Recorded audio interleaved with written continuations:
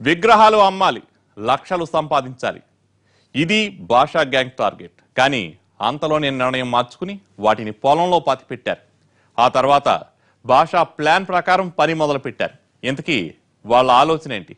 పొలానికి విగ్రహాలకు లింక్ ఏంటి?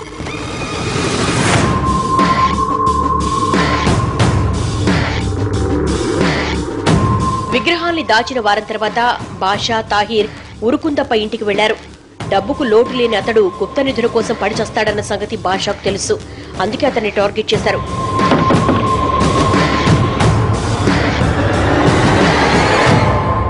ఏం బాషా, ఏంటిలా వచ్చావు? మళ్ళీ అప్పు కావాలా? రొటీన్ గా అడిగాడు ఉరుకుందప్ప. లేదు, మేమొచ్చింది అందుకు కాదు. మా అంచనా కరెక్ట్ అయితే ఈశాన్యంలో ఉన్న మీ పొలంలో పురాతన బంగారు విగ్రహాలున్నాయి అన్నాడు. ఆ మాట వినగానే ఉరుకుందప్ప ఆశ్చర్యపోయాడు. ఏంటి, నా పొలంలోనా విగ్రహాలా? నేను నమ్మను. నా పొలంలో ఎందుకుంటాయి?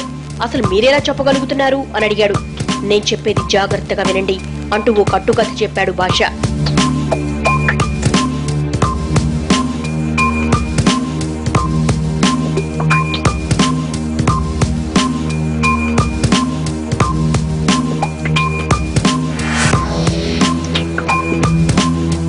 $200 ఏళ్ల కిందట మీ పొలానికి దగ్గరలోనే ఓ గుడి ఉండేది.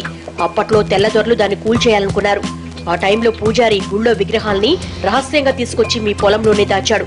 2 రోజుల తర్వాత గుడిని కూల్చేసిన తెల్లదొరలు పూజారిని చంపేయడంతో విగ్రహాల విషయం ఎవరికీ తెలియలేదు. అయితే విగ్రహాల విషయాన్ని పూజారి తాళపత్ర గ్రంథాలు రాశాడు. ఆ పత్రాలు మాకు దొరికాయి. ఆ విగ్రహాలు మీ పొలంలోనే ఉన్నట్లు మాకు అంచనా ఉంది అని చెప్పాడు బాషా.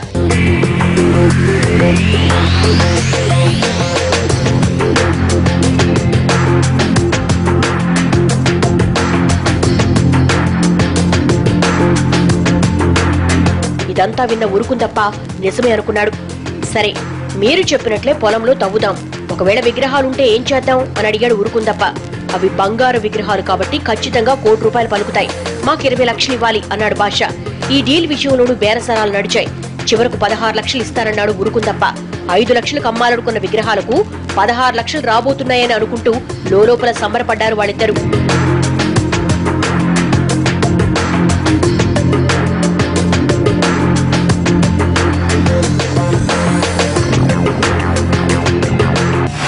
ఆ రోజు సాయంత్రం ముగ్గురు పొలానికి వెళ్లారు. ఉరుకుందప్పకు అనుమానం రాకుండా బాషా తాహిర్ మొదట్లో కావాలనే 2 వేరువేరు చోట్ల తవ్వారు. 2 చోట్ల మట్టి తప్ప ఏమీ కనపడలేదు.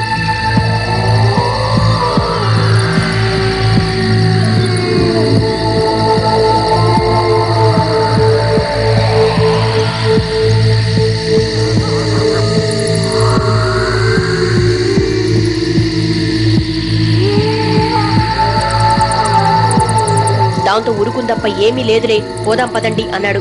కంగారు పడితే ఎలా? గుప్త నిధులంటే గుణపం గుచ్చగానే దొరికేస్తాయా? ఓపికుండాలి.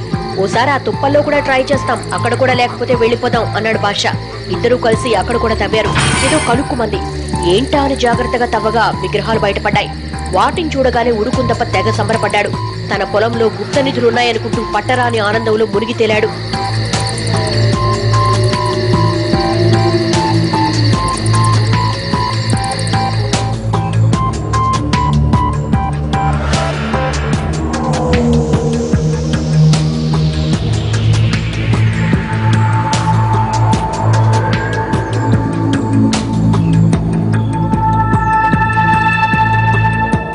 అంతా భాషా గ్యాంగ్ ప్లాన్ ప్రకారమే జరిగింది. ఇక తమకు 16 లక్షలు దక్కినట్లే అనుకున్నారు ఇద్దరు.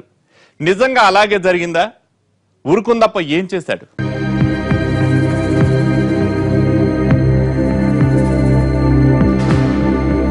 పురాతన విగ్రహాల సంచిని ఉరుకుందప్ప ఇంటికి తీసుకెళ్లారు బాషా తాహిర్.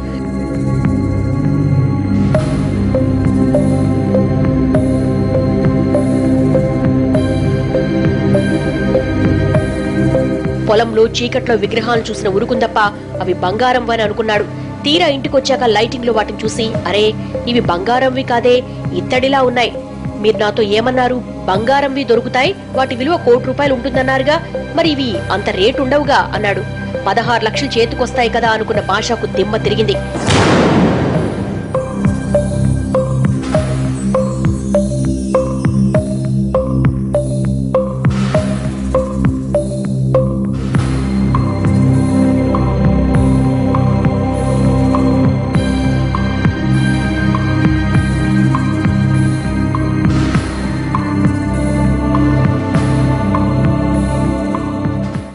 మాకేం తెలుసు, మేం చెప్పినట్లు విగ్రహాలైతే ఉన్నాయి కదా, అవి బంగారంవి అని తాళపత్రాల్లో రాసుంది.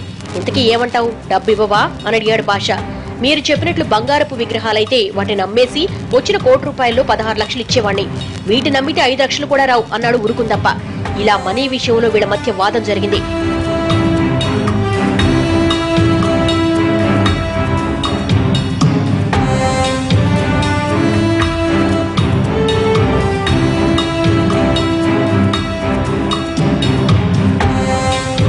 చివరకు విగ్రహాల్ని తవ్వి తీసినందుకు ₹1,00,000 ఇచ్చాడు ఉరుకుందప్ప. అంతేకాదు వాటిని అమ్మిపెట్టే బాధ్యత కూడా వాళ్ళకే అప్పగించాడు.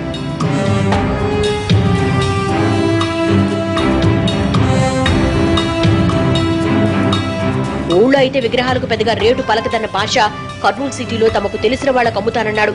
సరేనన్న ఉరుకుందప్ప విగ్రహాల సంచిని వాళ్ళ చేతిలో పెట్టాడు. ఇదంతా సీక్రెట్ డీల్ కావడంతో ఉరుకుందప్పకు పైసా కూడా ఇవ్వకుండా విగ్రహాలను అమ్మేసి ఆ డబ్బుతో చెక్కేయాలని స్కెచ్ చేశారిద్దరు. ఈ విషయం తెలియని ఉరుకుందప్ప అమాయకుల్లా వాళ్లు పాతిపెట్టిన విగ్రహాలను వాళ్ళకే ఇచ్చాడు.